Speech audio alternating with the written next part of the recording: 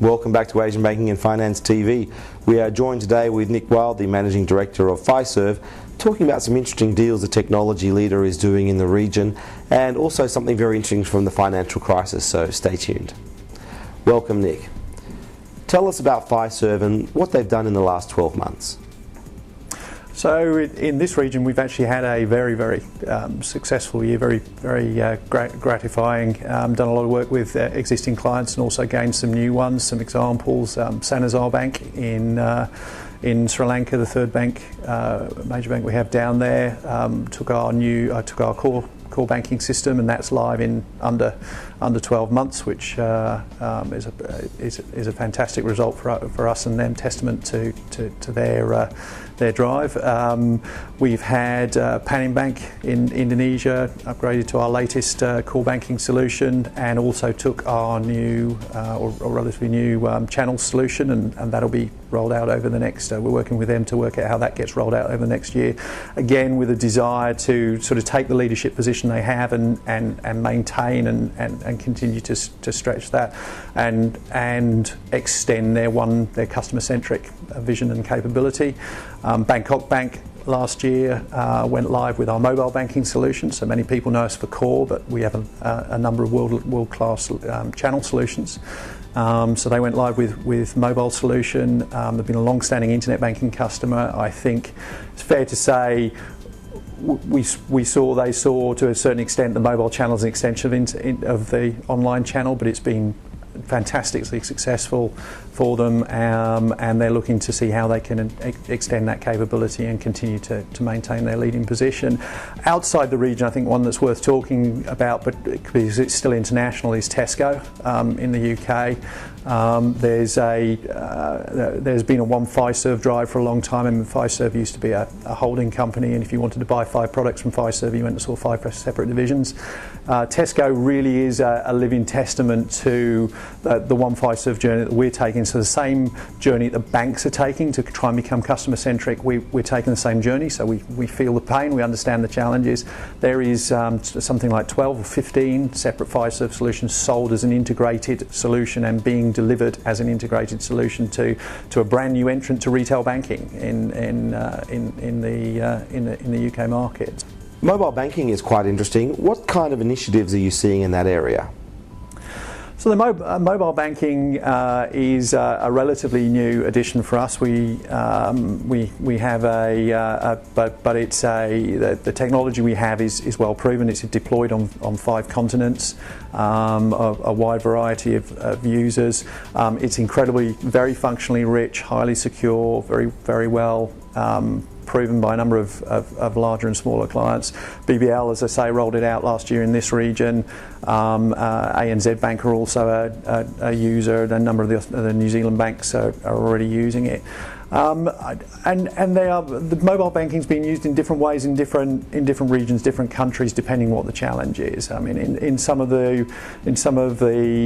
more developed economies, people are deploying it as an extension of the service channel, but where we're seeing it be especially successful is where people extend it as a part of the sales channel, not just the service channel. So acquiring segments or customers that they wouldn't normally be able to attract by offering that sort of rich functionality.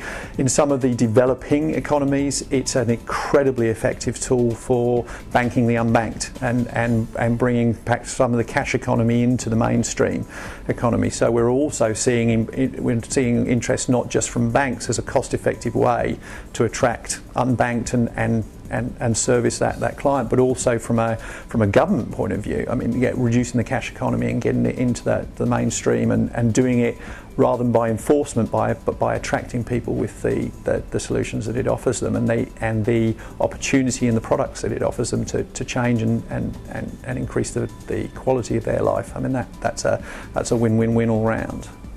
Now, of course, the big challenge for banks is how to have a single view of customer. Can you tell us on some of the work you've been doing in this area? So I talked before about sort of One Fiserv and customer centricity. I mean, I think customer centricity has been a conversation piece for a number of years. I think a lot of banks have made strides towards that. But the financial crash over the last year, whilst Asian banks were better insulated from it, and I would posit were smarter about how they did business over the last few years and didn't suffer quite so badly.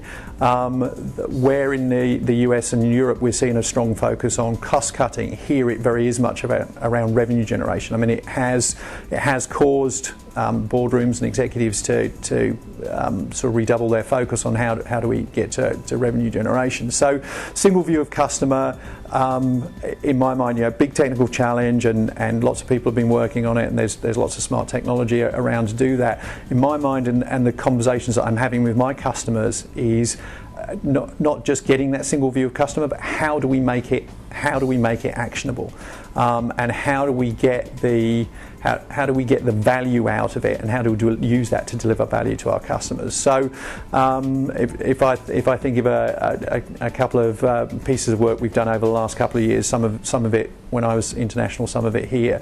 But I mean, we for instance were working with a private bank who engaged with us to help them lift their sales, and we work around that not just with the technology but also on the people and process side. How do we reskill? How do we get the behavioural change? How do we take that single view of customer and make it actionable at the teleseller front end, and help have true needs-based conversations such that we serve our customers better and thereby earn more revenue. What we found when we did the initial analysis was, whilst they felt they were extremely effective at attracting customers, and they were quite good, what nobody had looked at is what they were like at retaining customers. So as $1 million people come through the front door, 1.5 million were leaving through the back door. That's not just bad news from, hey, we're going backwards by 500,000 customers.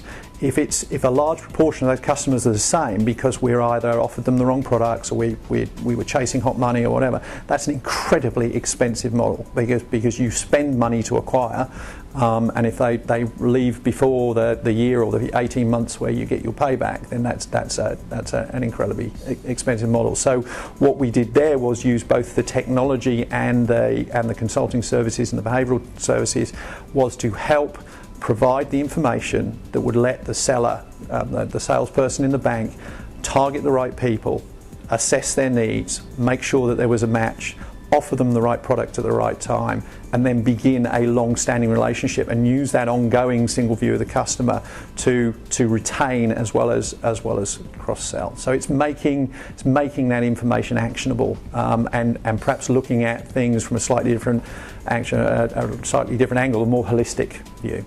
Now, during the financial crisis was a very interesting time for Asian banks. Are there any examples you can think of how banks actually use single customer view to enhance their business? So I mean, it was very much a case of you get what you measure. So the private bankers were being driven incredibly hard for you've got to get more meetings, you've got to do more cold calls, you've got to get more of those meetings into conversations and then into products and all that sort of thing. So it was actually having an attrition effect on the private bankers as well. I mean, they were just being driven harder and harder and harder to do that. What we did with the bank was to say, take a step back. Let's look at how we generate value. And it's not so much about the number of the meetings and the conversations and the products sold, it's about the value and the quality of them. So by making the information available to the private banker, by helping them understand that sales and service was integrated, by selling the right product, we are serving our customer. It's not just the old, for want of a better word, the McDonald's model. Would you like a credit card with that? What do I have to sell this month's mortgages? We made the private banker's life we made the private banker's life, if you like, more not more relaxed, but richer, because they weren't just on the treadmill. We made the customer's life better because they were being offered, we were having conversations about what was going on in their life and how do we get the events. And the bank was happier because we were attracting more high quality customers. We were selling more products. We were getting a lift in the number of products because we were selling people stuff that they wanted. And then the natural retention and the opportunities for cross sell meant that the value went up. And we also got the bankers we also got the bankers measured on a broader range. It wasn't just about acquisition, it was how long do you hang on to them, what's the product holdings. Nick, thank you very much. Look forward to seeing you again next time on Asian Banking and Finance TV.